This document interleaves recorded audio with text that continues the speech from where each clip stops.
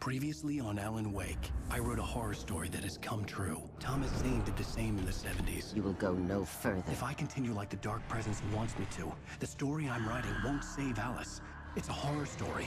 No one will survive. You knew Zane! Thomas Zane! You're the Lady of the Light in the song! He left something behind to help me. The clicker. Alan thought of this as he stood on the rim of Cauldron Lake, the clicker in his hand. He took a deep breath and jumped. I can get to her now. I can finish this.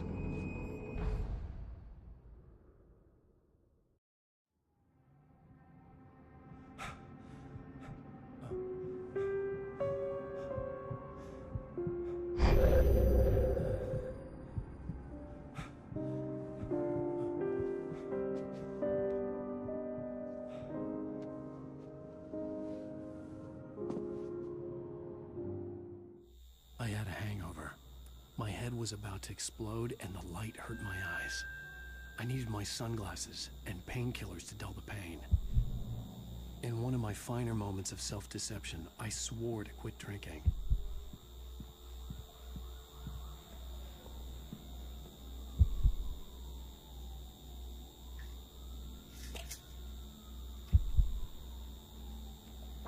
The pills worked fast. The prospect of being awake started to seem bearable again. The lights were like needles in my eyes. I needed my sunglasses.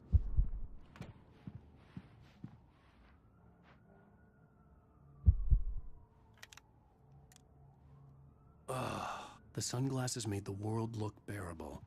Now I could keep my eyes open without feeling like a vampire in the sun. There was a message waiting for me on the machine. You have one new message. Ow! Are you still asleep? Wakey, wakey! Get a show on your TiVo. Alice was demand a recording. Chewed me out. Yeah, we went a little overboard last night. But parties are a part of this business. Al, look, I'm saying this as your friend. She's not doing your career any favors by trying to run your life like that, okay? I'll talk to you later, Al. Watch the show.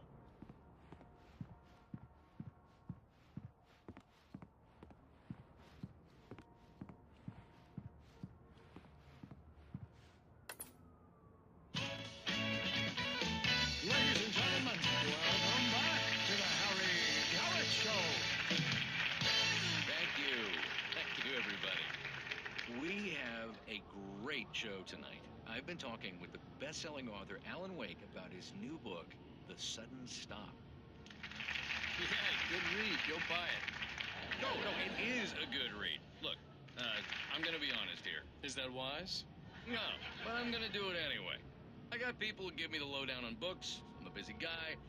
But this one, I actually read from cover to cover. I mean, I'm a big fan. Wow, thanks. Now, this might be a spoiler for those who haven't read the book yet. Based on the sales figures, the 2 people out there who haven't read the book yet. But this last book is all about the death of the main character, the hard-boiled New York detective, Alex Casey. Now, there's been a lot of outrage about this. Why the hell did you kill Casey? What the hell were you thinking, man? Good riddance. No, seriously, though. 7 years and 6 books is a long time. He was a gloomy guy to spend all your working hours with, and it was a good run. But it's time to explore new things. My next book will be a departure from the old for me. You selfish bastard, always thinking of yourself. Well, you've certainly given us a lot of entertainment over the years. And now that you mention it, Casey was a gloomy guy. Never had much luck with his love life with the ladies. Was that autobiographical in any way? Yeah, no kidding. Casey's lady friends tended to die on him. With Casey, it was all about his pain. No, nothing autobiographical about that. I'm a happily married man. My wife is my muse. Well, congratulations. That's great to hear. So, how's the publicity tour been treating you? Good, great. But I gotta say, I'm glad to be back home in New York. Well, you've certainly been on the news a lot lately. Lots of parties and, you got into a fight with some paparazzi. Oh, man. Well, that guy was really in my face. I lost my temper. I know that wasn't cool. You are famous for that temper. Well, I did also write several books. Well, your latest novel is called The Sudden Stop, and it's in bookstores now. Go get it. That means the two of you out there who haven't bought it yet. Ladies and gentlemen, that's all we have for you tonight. I want to thank all our guests for the evening. Alan Wake, Sam Lake. Once more, do the face for us, Sam. There it is. And our musical guests, Poets of the Fall. Thank you, and good night. At least I'd been funny. I told myself I could live with that. I didn't say anything stupid, if that's what you want to know. Are you going to start with me about drinking now? You know what? I should have followed Go her back to sleep, advice, Alan. but suddenly I was angry. What? Now you can't even talk to me? Well, this morning I was angry because you said you'd be home at midnight and you showed up at 7 a.m. and passed out in mid-sentence. Now I'm over it. Are you angry? This goddamn tour. It's gotten out of hand. Oh, honey. It's almost over, right?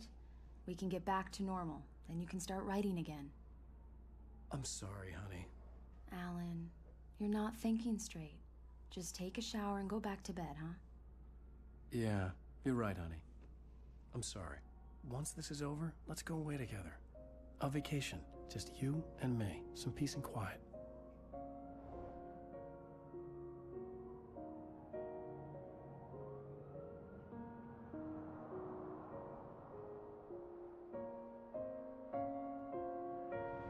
Somehow, the clicker was the key to the cabin. I had to return to Cauldron Lake to save Alice.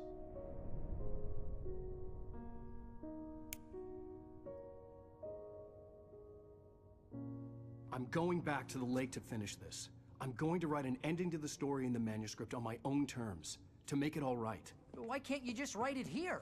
The last page is still in the typewriter. I need to read it first. Everything needs to be just right. Zane tried to cut some corners, and it didn't end well. Okay, ready when you are. I'm sorry, Sarah, but I need to do this alone. Barry, take her gun. Miss Weaver, close the door when I leave.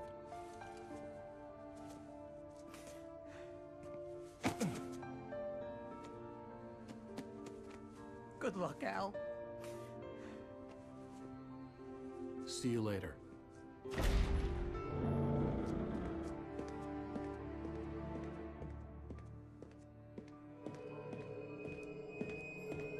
When I got out, it was warm and sunny. I'd flicked the switch of the clicker. Had it done this? I didn't stop to question it. I had to take advantage of the sunlight to get to the lake. On Zane's page, I'd stood on the rim of Cauldron Lake, about to use the clicker. That's where I was headed.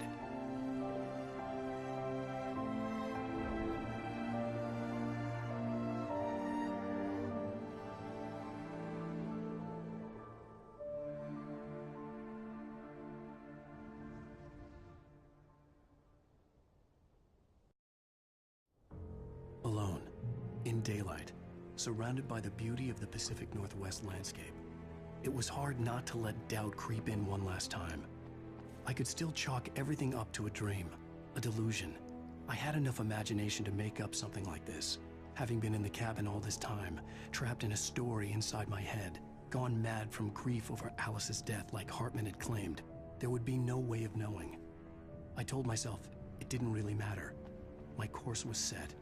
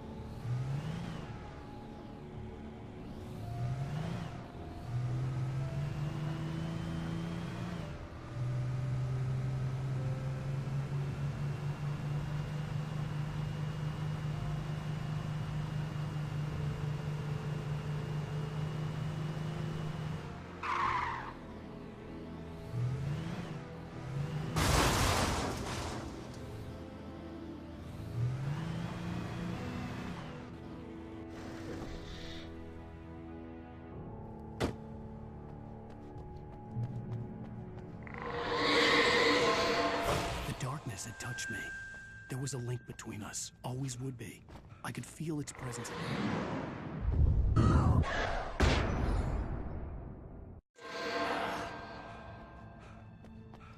I will kill your wife.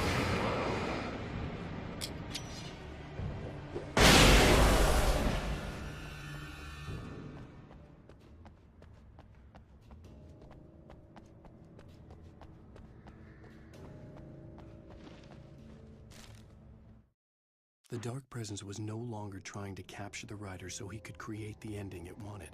The Rider knew too much. He was too strong. And he carried a weapon left behind by Thomas Zane, something that could hurt it. Now, the darkness was doing everything in its power to simply stop the Rider from ever reaching Cauldron Lake and the dark place it came from.